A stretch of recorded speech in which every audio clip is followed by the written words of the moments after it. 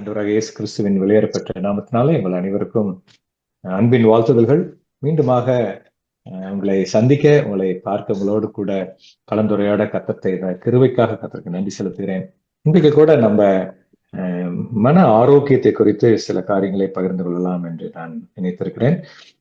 நம்ம எல்லாத்துக்கும் சில விஷயங்கள் தெரியும், ஆனா அதை பத்தி நம்ம மைண்ட் அவ்வளவா அதை நம்ம சிந்தித்திருக்க மாட்டோம், அதை நம்ம அதிகமாக யோசித்திருக்க மாட்டோம்.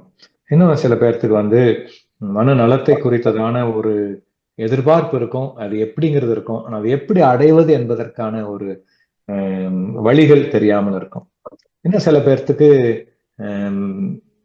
நம்முடைய கிறிஸ்தவர்களாகி நமக்கு மனநலத்தை குறித்ததான 2-3 வேறுபட்ட கருத்துக்கள் இருக்கு. உதாரணத்துக்கு பிசாசினால் பிடிக்கப்பட்டவர்கள், மனநலம் பாதிக்கப்பட்டவர்கள் சொல்லி 2 வகையான இது நமக்கு எப்பவுமே ஒரு கன்ஃபியூஷன் இருக்கு. நிறைய இடங்கள்ல பாத்தீங்கன்னா அவங்க மனநலம் பாதிக்கப்பட்டவங்களை கூட பிசாசு பிடித்தவர்கள் அப்படின்னு சொல்லி அவர்களை அந்த சிகிச்சைகளுக்கு உட்படுத்துவதை நம்ம பார்த்திருக்கிறோம். இதுல எல்லாம் கொஞ்சம் நம்ம கவனமா பார்க்க வேண்டியது இருக்கு. கடைசியாக 4வதாக நம்ம எப்படி நம்முடைய மனநலத்தை பேணுவது, மனநலத்தை காத்துக்கொள்வது என்பதை குறித்ததான அந்த சில காரியங்களை சொல்லி நான் முடிக்கிறேன். இன்னைக்கு ஒரு ½ an hour ஒரு இன்ட்ரடக்ஷன் அல்லது பேசிக் திங்ஸ் சொல்றேன். அதுக்கு பின்னாடி அடுத்த முறை கர்த்தருக்கு சித்தமானால் அதை தொடர்ந்து நம்ம பார்க்கலாம். முதலாவது பாத்தீங்கன்னா, நம்முடைய மனநலம் அப்படிங்கிறது எப்படி நம்ம சிந்திக்கிறோம், எப்படி நம்ம அந்த சிந்தனையை ஆரோக்கியமான சிந்தனையாக வைத்திருக்கிறோம், எப்படி நம்ம உணர்கிறோம், நம்முடைய thoughts, then our emotions, then these two நம்முடைய நடக்கைகளை எப்படி பாதிக்கிறது என்பதை குறித்ததான காரியம். மெடிக்கலா பாத்தீங்கன்னா, நம்முடைய வயது ஏற ஏற ஞாபக சக்தி அல்லது மனது அளவில் இருக்கிற ஊக்க சக்தி குறைந்து கொண்டே வருவதை நாம் உணர முடியும்.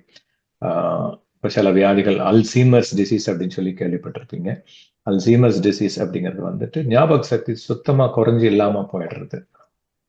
இன்னும் சிலது பாத்தீங்கன்னா டிமென்ஷியான்னு சொல்லுவாங்க. டிமென்ஷியான்னு சொல்லும் பொழுது நம்முடைய மனநலம் குன்றி குன்றி குன்றி மறதி, 2வது நம்முடைய சொந்த ஆரோக்கியத்துல கருத்து செலுத்த முடியாம இருக்கிறது.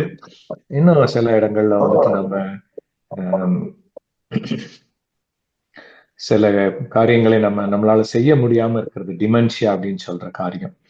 அப்போ மென்டல் ஹெல்த் அப்படின்னு சொல்லும் பொழுது எப்படி அதை டிஃபைன் பண்றாங்க அப்படின்னா, WHO எப்படி டிஃபைன் பண்றாங்கன்னா, emotional, psychological and social wellbeing, 3 வகையான வெல்பீயிங் இருக்கும்.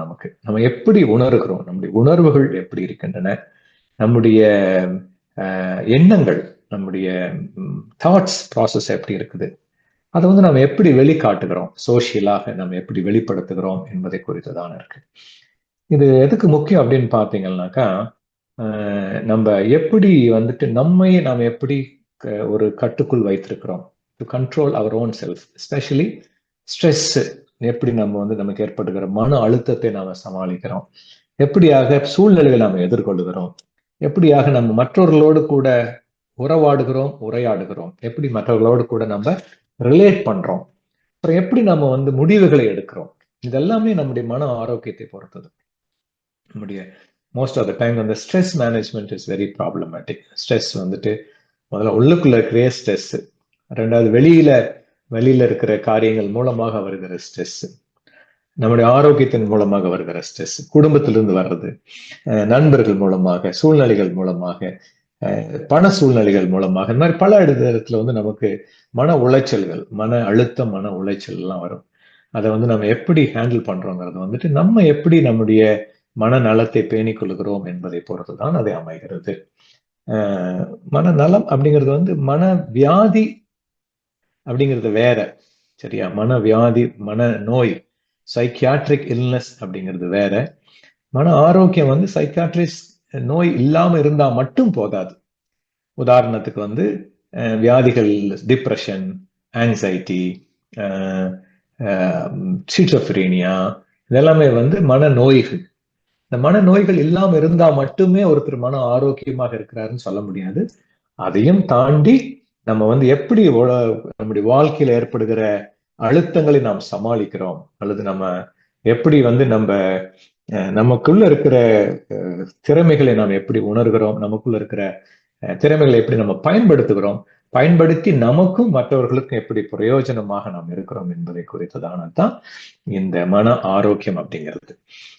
கிறிஸ்தவ அடிப்படையில பாத்தீங்கன்னா நம்ம முக்கூற்று தன்மை வாய்ந்தவர்கள், ஆவி ஆத்மா சரீரம் அப்படின்னு சொல்லிட்டு. இந்த மென்டல் அப்படின்னு சொல்லும் பொழுது இது ஆத்மாவை குறிக்கிறதாக இருக்கிறது. ஆத்மான்னு சொல்லும் போது soul of a person is, நமக்கு தெரியும் 3 பாகமாக இருக்கிறது. ஒண்ணு வந்து நம்ம என்ன நினைக்கிறோம், இன்னொன்று நாம என்ன விரும்புகிறோம், மூன்றாவதாக நம்ம என்ன உணர்கிறோம். What we think, what we feel and what we will or desire. நம்ம என்ன விரும்புகிறோம், என்ன உணர்கிறோம், என்ன நினைக்கிறோம். இந்த 3 காரியங்கள் தான் நம்முடைய பர்சனாலிட்டியாக மாறுகிறது. சொல்றோம் இல்லையா, அவரோட பர்சனாலிட்டி அப்படிங்கும்போது பர்சனாலிட்டி இஸ் நத்திங் பட் அவர் சோல். பர்சனாலிட்டிங்கிறது நம்முடைய ஆத்மாவில் இருந்து செயல்படுகிற அல்லது மன ஆரோக்கியம். இதுதான் the mental state of your personality is you. நமக்கு வெளியில காண்கிறவர்களாகி நாம் இல்லை, இது வந்து அவுட் சைட் பாடி. அதே மாதிரி ஆத்மா உள்ளான மனிதன், அதுவும் நம்மளால அதை பாட்ட முடியாது. ஆனா நம்முடைய மனம் தான், இந்த சோல் நடுவில் இருக்கிறது தான் வந்து நம்முடைய பர்சனாலிட்டி காண்பிக்குது. அதுதான் நம்ம எப்படி மற்றவங்களோட ரிலேட் பண்றோம், மற்றும் நம்ம எப்படி நினைக்கிறோம், நம்ம எப்படி விரும்புகிறோம், எப்படி நம்முடைய வாழ்க்கையை நம்ம காண்பிக்கிறோம் என்பதை பொறுத்து நம்முடைய பர்சனாலிட்டி அமைகிறது. உங்களுக்கு தெரியும், இமோஷனலா கண்ட்ரோல் பண்ண முடியாதவங்கள சொல்லுவாங்க, அவர் கோபக்காரன், அவர் வந்து எளிதில் உணர்ச்சி வசப்பட்டு விடுவார். அது அவரோட பர்சனாலிட்டி. பிகாஸ் அவருடைய மென்டல், அவருடைய கான்ஃபிகரேஷன், அவருடைய மன அமைப்பு அப்படி இருக்குது. இன்னும் சில பேருக்கு வந்துட்டு எளிதில் பயப்படுவாங்க, அவங்கள பார்த்தா பயந்தாங்கொல்லி அப்படிம்பாங்க, அல்ல அவங்களுடைய சுபாவம் பயந்த சுபாவம் அப்படிம்பாங்க. This is how our personality is seen by others. என்ன பர்சனாலிட்டி? நமக்குள்ளுக்குள்ள இருக்கு நம் மனதின் ஆரோக்கியத்தை பொறுத்து இந்த 3 காரியங்கள், நாம் நினைப்பது, நாம் விரும்புவது அல்லது நம்ம அடைய விரும்புவது, அல்லது நமக்கு என்ன வேணும்னு தேவைப்படுவது, மூன்றாவதாக நம்முடைய உணர்வுகள், 3 உணர்வு அப்படின்னு சொல்ற காரியம், இந்த 3 காரியம். அப்போ இது வந்து நமக்கு இந்த 3லயும் நம்ம கான்சென்ட்ரேட் பண்ணணும். 3லயும் நம்ம வந்துட்டு வாழ்ந்திருக்கணும். அதான் உன் ஆத்மா வாழ்கிறது போல பிரியமானவனே, உன் ஆத்மா வாழ்கிறது போல நீ எல்லாவற்றிலும் வாழ்ந்து சுகமா இருக்கும்படி விரும்புகிறேன். அது பிரைம் அங்க அந்த வசனத்துல வந்துட்டு பைபிள்ல சொல்லியிருக்கு, the soul health or the mental health or the inner health is more important. அந்த உள்ள ஆத்மா வாழ்ந்தால், ஆத்மா செழித்திருந்தால் நம்முடைய புற வாழ்வும் அதுல வெளிப்படும். நம்முடைய புற வாழ்வும் செழித்திருக்கும், நம்முடைய அகவாழ்வு சரியாக இருந்தால் புற வாழ்வும் செழித்திருக்கும். அப்படிங்கிற அந்த கான்செப்ட்ல தான் ஆத்மா வாழ்கிறது போல நீ எல்லாவற்றிலும் வாழ்ந்து செழித்திருப்பாயாக அப்படின்னு சொல்லி விரும்புகிறேன் சொல்லி போட்டிருக்கிற காரியம். 2வது காரியம் அதுல பாத்தீங்கன்னாக்கா, இந்த மனநலம் உற்சாகத்தோடு இருக்கிறது, மனநலம் குன்றி போகிறதுக்குமான காரணங்கள் அல்லது காரியங்கள் இருக்கு. ஒண்ணு வந்து இன்டர்னல் ஃபேக்டர், இன்னொன்னு வந்து எக்ஸ்டர்னல் ஃபேக்டர்ஸ். உள்ளான காரணங்கள், வெளியான காரணங்கள் அப்படின்னு சொல்லிட்டு. உள்ளான காரணங்கள் பாத்தீங்கன்னா மோஸ்ட்லி நம்முடைய ஆரோக்கியம். முதலாவதாக நம்முடைய சரீரத்தை நாம் சரியாக வைத்துக் கொள்ளவில்லை என்றால், அல்லது நம்முடைய வாழ்க்கையை நாம சீரமைக்கவில்லை என்றால், நம்முடைய மன ஆரோக்கியமும் கெடுவதற்கான சூழ்நிலைகள் இருக்கின்றது. ஒரு உதாரணத்துக்கு பாத்தீங்கன்னா, உங்களுக்கு உடம்பு வீக்கா இருந்துச்சுனாக்கா சில மென்டல் டெசிஷன்ஸ் ப்ராப்பரா எடுத்து நம்ம பண்ண முடியாது. பாடியில வந்துட்டு வீக்னஸ் இருக்கு, அல்லது பாடியில வந்துட்டு ஒரு டிசீசஸ் இருக்குன்னா, வெளிப்படையாக இருக்கிற அந்த சரீரத்தில் காணப்படுகிற காரியம் நம்முடைய மனதையும் பாதிக்கும்.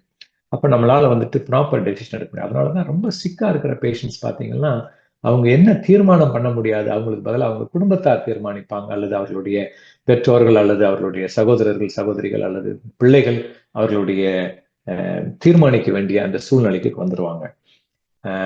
2வது பாத்தீங்கன்னா, நமக்கு சரியான உணவு இல்லை என்றால், நல்ல சரியான சாப்பாடு இல்லைன்னா கூட நம்முடைய மனநலம் பாதிக்கப்படும்.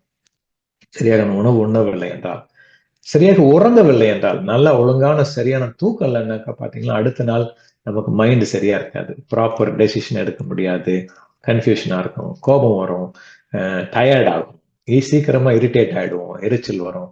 இதெல்லாம் வரக்கூடிய காரியம், மன எரிச்சல், மன உளைச்சல் எல்லாம்.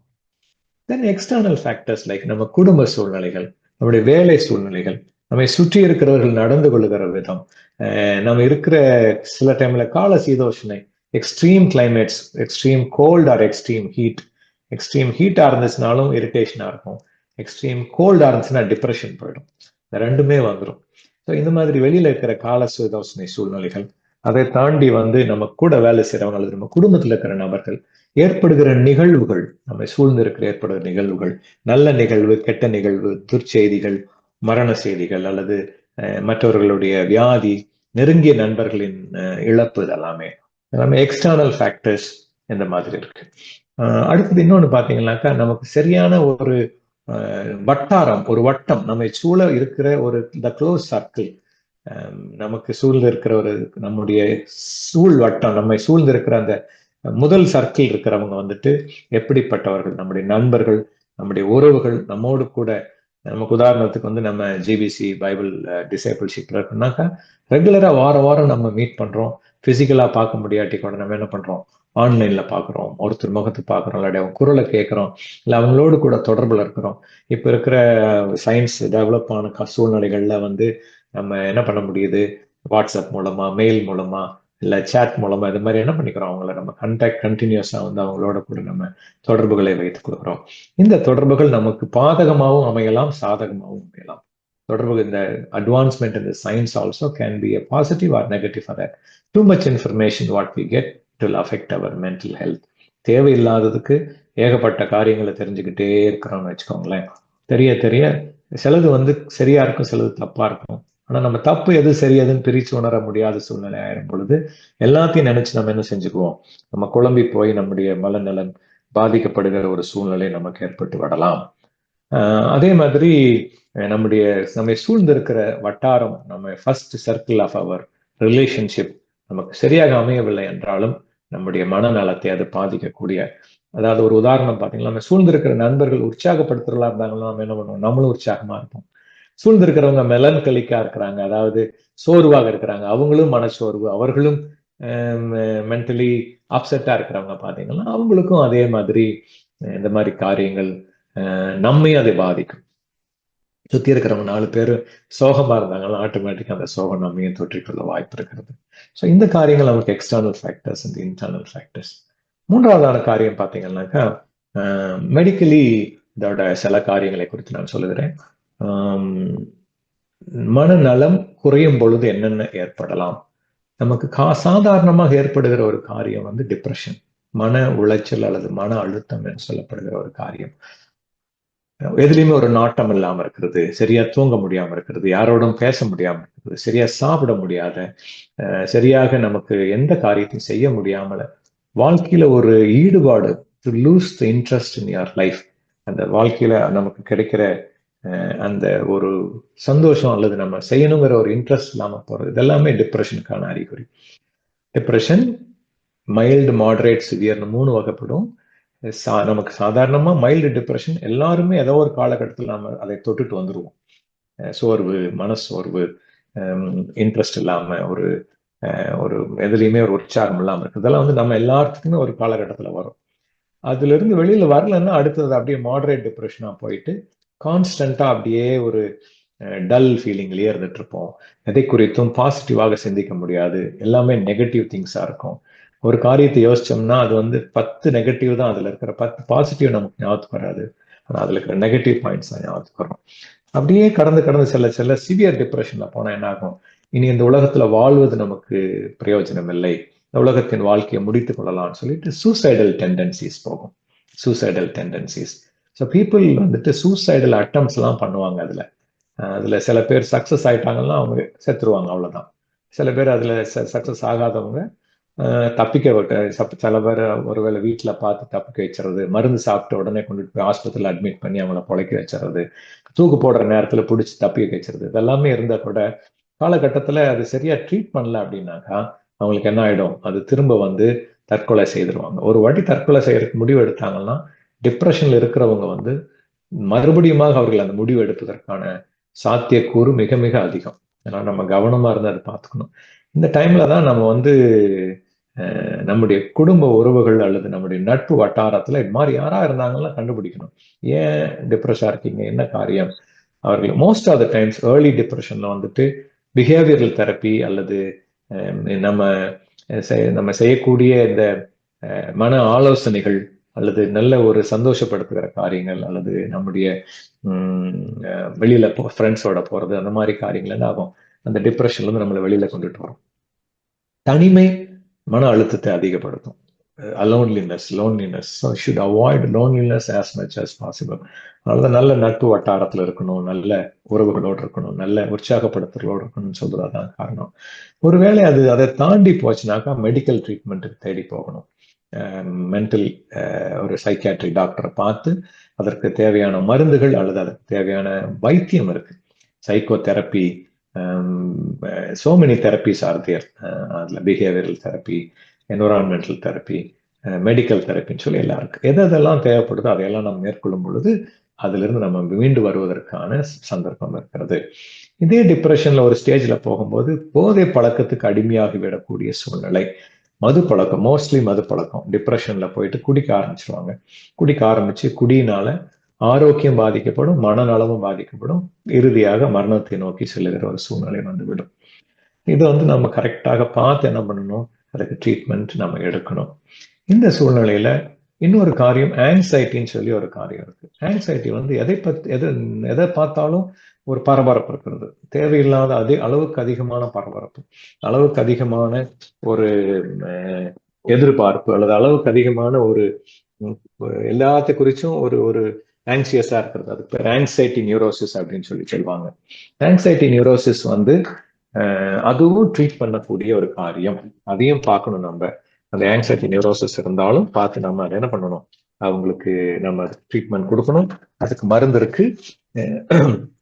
மருந்து போக மனநல சம்பந்தப்பட்ட சில காரியங்கள், for example meditation techniques, breathing exercises, இந்த மாதிரியான காரியங்களை அவர்களுக்கு என்ன செய்யலாம், நம்ம அவர்களை செய்ய வைத்து அந்த ஆங்ஸைட்டி குறைக்க வைக்கலாம். அப்படியும் குறையலைங்கிற பட்சத்துல அவர்களுக்கு என்ன செய்யலாம், நம்ம மருந்துகள் இருக்கின்றன, மருந்துகளை கொடுக்கலாம். இன்னொன்னு சில பேருக்கு பாத்தீங்கன்னாக்கா எப்பொழுதும் ரொம்ப ஓவரா சுத்தமா இருக்கணும்னு பார்ப்பாங்க.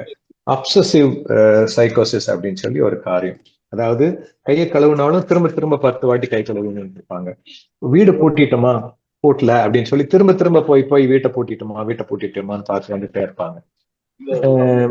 ஏதாவது ஒண்ணு தொட்டுட்டா உடனே கை கால்களுக்கு அழுக்காயிடுச்சு அப்படின்னு சொல்லி உடனே என்ன பண்ணுவாங்க, கிளீன் பண்றதுக்கு பார்ப்பாங்க. இந்த மாதிரி நிறைய காரியங்கள். இது ஆப்சசிவ் சைக்கோசிஸ், ஆப்சசிவ் கம்பல்சிவ் டிசார்டர்ன்னு சொல்லக்கூடிய ஒரு காரியம். அடுத்ததாக பாத்தீங்கன்னா இந்த மாதிரி நிறைய இருக்கு. ஆக்சுவலா கிராண்டியூ டெலியூஷன்ஸ் ஒண்ணு இருக்கு. டெலியூஷன் இதெல்லாம் மன வியாதிகளுக்கு போகும். இப்ப சொன்னது மன அழுத்தங்கள்லாம் மைல்டு ஃபார்ம். அடுத்து மன நோய்கள் அப்படின்னு சொல்லும்போது பாத்தீங்கன்னா டெலியூஷன் அப்படின்னு சொல்லி ஒரு காரியம். டெலியூஷன் அப்படிங்கும்போது இல்லாத ஒன்றை இருப்பதாக கற்பனை செய்து கொள்வார்கள். நீங்க பாத்தீங்கன்னா நான் ராஜா, நீங்கள மற்றவங்க எல்லாம் எனக்கு பிரஜைகள், சேனாதிபதியே நீ எங்க இருக்கிறீங்க, மந்திரியே நீங்க எங்க இருக்கிறீங்க, இந்த மாதிரி எல்லாம் பேசிட்டு இருப்பாங்க, டெலியூஷன் இருப்பாங்க. இல்லாட்டி தான் ஒரு நடிகர் மாதிரியும், நான் தான் இப்ப உதாரணத்துக்கு நான் சிவாஜி கணேசன், நான் எம்ஜிஆர், இல்ல நான் அந்த மாதிரியான ஆளு அப்படின்னு சொல்லி அந்த மாதிரி ஒரு பிரமையில இருப்பாங்க. டெலியூஷன்ஸ் இல்லைனாக்கா ஒரே நிமிஷம். இல்லாட்டி அடுத்த ஸ்டேஜ்ல எப்படி இருப்பாங்கன்னு பாத்தீங்கன்னா இல்யூஷன் ஒரு காரியம் இருக்கு. இல்யூஷன் அப்படிங்கும் பொழுது இல்லாத ஒன்றை இருப்பதாக பார்ப்பது அல்லது கேட்பது. ஃபார் எக்ஸாம்பிள் ஒரு அங்க திடீர்னு பார்த்துட்டு அங்க இடத்துல ஒரு பேய் வருது அப்படிம்பாங்க. என்ன பண்ணுவாங்க, நம்ம அப்படின்றாங்க, அந்த பாம்பு இருக்குது அப்படிங்கிற மாதிரி. இந்த மாதிரி பல காரியங்கள் இல்லூஷன் அப்படின்னு சொல்லி சொல்லுவாங்க. இல்லாட்டி யாரோ ஒருத்தர் பேசுற மாதிரி இருக்கும், யாருமே பேசியிருக்க மாட்டாங்க, ஆனா எனக்கு ஒருத்தவங்க பேச, இல்லாட்டி நான் எனக்கு அவங்கள பார்க்க முடியுது, அதனால எனக்கு அவங்க பேசுறாங்க, அல்லது கடவுள் சத்தங்க செத்து போனவங்க பேசுறாங்க அப்படின்னு சொல்லி பல விதமான இல்லூஷன்ஸ் சொல்லி சொல்லுவாங்க. அப்புறம் அடுத்தது பாத்தீங்கன்னாக்கா சிட்சோஃப்ரீனியாங்கிறது மனசிதைவு நோய், மனசிதைவு, மனப்பிறழ்வு நோய்ன்னு சொல்லுவாங்க. இதெல்லாமே மன வியாதிகள். இந்த ட்ரீட்மெண்ட் பண்ணணும். ட்ரீட்மெண்ட் பண்ணாக்கா ட்ரீட்மெண்ட் பண்ண முடியும். சிலதெல்லாம் வந்து என்ன பண்ண முடியும், நம்ம ஹாஸ்பிட்டல்ல வச்சு ட்ரீட் பண்ற சூழ்நிலை வரும். சிலதெல்லாம் வந்து என்ன பண்ணலாம், மருந்துனால குணப்படுத்தக்கூடிய சூழ்நிலைகள் இருக்கலாம். இந்த மாதிரி வேறு வகையான மென்டல் இல்னஸஸ் அப்படின்னு சொல்லி சொல்லுவாங்க. Mental sickness or mental disorders and mental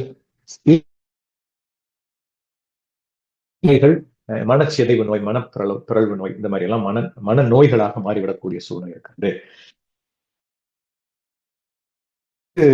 எந்த ஏஜ்லயும் வரலாம். நம்ம நினைச்சிட்டு இருக்கோம் சொல்லி இந்த டிப்ரெஷன்லாம் சின்ன குழந்தைகளுக்கு கூட வரும். அது நீங்க கரெக்டா பார்க்கணும். அட்டென்ஷன் சீக்கிங் டிசார்டர்னு சொல்லி ஒன்று பார்ப்பேன். அடுத்தது பாத்தீங்கன்னாக்கா ரொம்ப ஹைப்பர் ஆக்டிவா இருக்கும் சில குழந்தைங்க, எப்பவும் குதிச்சுக்கிட்டே இருக்கும். ஏதாவது அது சைக்கலாஜிக்கல் இஷ்யூஸா இருக்கும். அதை நம்ம சின்ன வயசுல இருந்தே பார்க்கணும். வளர்ந்து வரும்பொழுது மோஸ்டாக வரக்கூடிய காரியங்கள் ஒன்று டிப்ரெஷனா இருக்கும். பெரியவங்களுக்கு வரக்கூடிய காரியம் டிப்ரெஷன்ஸ். அதனால நம்ம இதை வந்து நம்ம என்ன பண்ணிக்கணும், கவனமாக நம்ம அதை பார்த்து அதை நோட் பண்ணணும். இப்போ நம்ம ஒரு நல்ல காரியம் என்னன்னு பாத்தீங்கன்னா, யாருக்காவது ஏதாவது ஒரு டிப்ரெஷன், இப்போ ஒருத்தர் வந்து நம்ம காண்டாக்ட் பண்ணிட்டே இருக்கிறாரு, திடீர்னு காண்டாக்ட் பண்றதை விட்டுட்டாரு, இல்லாட்டி ஒன்றும் இதே இல்லை, ஒரு இன்ட்ரெஸ்டே எல்லாம் இருக்கிறாங்கன்னா அவங்கள காண்டாக்ட் பண்ணி என்ன ஏதுன்னு கேட்கணும். இருக்கிறாங்களா பாக்குறதுக்கு. அதுக்கு வந்து அது ஒரு குரூப்பா இருக்கிறது வந்து ரொம்ப சந்தோஷமான நல்ல விஷயம். தனிமையாக இருப்பதை விட ஒரு கூட்டத்தோடு கூட இருப்பது, நம்மை நம்மை கவனிக்கிற அல்லது நம்மை நேசிக்கிற அல்லது நம்மை குறித்து அக்கறை கொள்ளுகிற ஒரு கூட்டத்துல நாம் இருக்கிறது ரொம்ப நல்ல விஷயம். அடுத்ததாக பாத்தீங்கன்னா, நம்ம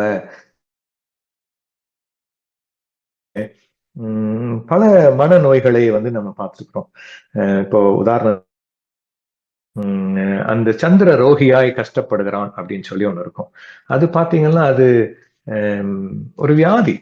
வந்து மேபி அவனுக்கு ஃபிட்ஸ் வந்திருக்கலாம், இல்லாட்டி வந்துட்டு நுர தள்ளி அந்த மாதிரி போற மாதிரி நியூரலாஜிக்கல் டிஸார்டரா இருந்திருக்கலாம். அது வந்து என்ன சொல்றது, இந்த மாதிரி எல்லாமே வந்து பிசாசு பிடித்தது அப்படின்னு சொல்ல முடியாது. மோஸ்ட்லி மன பிறழ்வுகள் காரணமாக வருகிற காரியங்கள் தான். இப்ப பாத்தீங்கன்னா இந்த டெலியூஷன், எனக்கு அவர் பேசுறாங்க இவங்க பேசுறாங்கன்னு சொல்றது, இல்லாட்டி நான் அதை பாக்குறேன், ஆவி நடந்து வர்றதை பாக்குறேன் அப்படின்னு சொல்றது, இல்ல அவங்க மாதிரி பேசுறது, இதெல்லாமே வந்து மோஸ்ட்லி வந்து மன சிதைவு காரணமாக, மன பிறழ்வு காரணமாக இருக்கும். அதனால அதையும் நம்ம கவனமா பார்க்கணும்.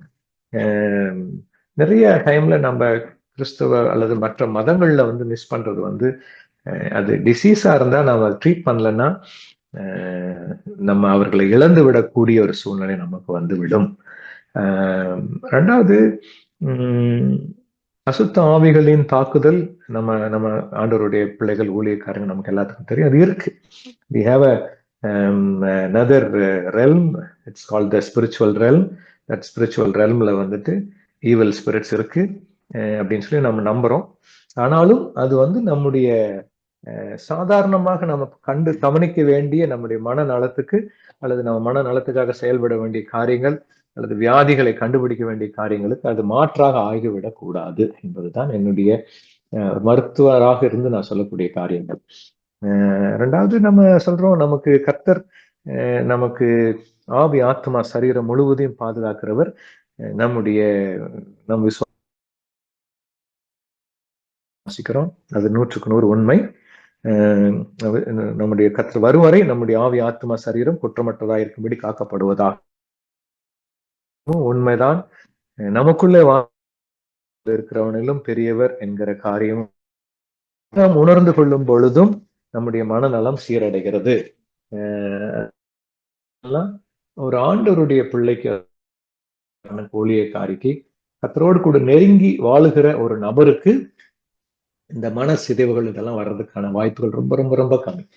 ஏன்னா அவங்களுக்கு எல்லாவற்றையும் மேம்பட்ட உறவு வந்து, எல்லாவற்றையும் மேலான, எல்லாவற்றையும் விட அவர்களுக்கு உயர்ந்த ஒரு நட்பு வந்து பரிசுத்த ஆவியானவரின் தொடர்பு, பரிசுத்த ஆவியானவரின் வழி நடத்துதல், ஒரு நட்புறவு, இறைவனோடு கொண்ட நட்புறவாக நமக்கு மாறி போகும். அதனாலதான் வந்துட்டு ஒரு தேவ மனிதன் அல்லது தேவ மனுஷி வந்து அப்ரஷன், டிப்ரெஷன், சப்ரஷன்ல போகக்கூடாது. போக முடியாது. வேலை அதுல வந்துட்டு சரியா இல்லாத நம்முடைய சகோதரர் உண்மையிலேயே அவங்க வந்து என்ன நீட்ல இருக்கிறாங்க. To they need a spiritual help, to they need a medical help, ரெண்டும் பார்க்கணும். சில டைம்ல ரெண்டுமே தேவைப்படும். சில டைம்ல மெடிக்கல் ஹெல்ப் தேவைப்படும். நம்ம அதை கரெக்டாக பார்த்து அவர்களை நம்ம என்ன செய்ய வேண்டும், அவர்களை நாம் அதுக்காக நேராக நடத்த வேண்டும். நடத்துவது என்பது அவங்களுக்கு அதுக்கேற்ற மாதிரி. இப்போ ஒரு கவுன்சிலிங் வேணும்னா, இப்ப நம்ம கவுன்சிலிங் நிறைய பேர் கவுன்சிலர்ஸா இருக்கிறோம். கவுன்சிலிங் இருக்கிறவங்களுக்கு கவுன்சிலிங் கொடுக்கலாம். இல்ல சைக்கியாலஜிஸ்ட் பார்க்க வேண்டியவங்க சைக்காலஜிஸ்ட் பார்க்கலாம். சைக்கியாட்ரிஸ்ட் மனநோய் மருத்துவரை பார்க்க வேண்டியவர்கள் மனநோய் மருத்துவரை பார்க்கலாம். இது போன்ற காரியங்கள் எல்லாம் பண்ணலாம். இன் ஜெனரல் நம்ம பண்ண வேண்டிய காரியங்கள் பாத்தீங்கன்னா, முதலாவதாக நான் சொன்ன மாதிரி 2-3 காரியங்களை நம்ம ஒழுங்கா கவனிச்சிட்டாலே போதும். ஒண்ணு வந்து எந்த ஏஜா இருந்தாலும் நம்முடைய சரீரத்தை ஆரோக்கியமாக வைத்துக் கொள்வது மிக முக்கியமான காரியம். Physical health is very important for a good mental health. You have to have a good நல்ல உணவு, ஹெல்த்தி டயட். அன்ஹெல்த்தி டயட் சாப்பிடக்கூடாது, ஜங்க் ஃபுட் சாப்பிடக்கூடாது.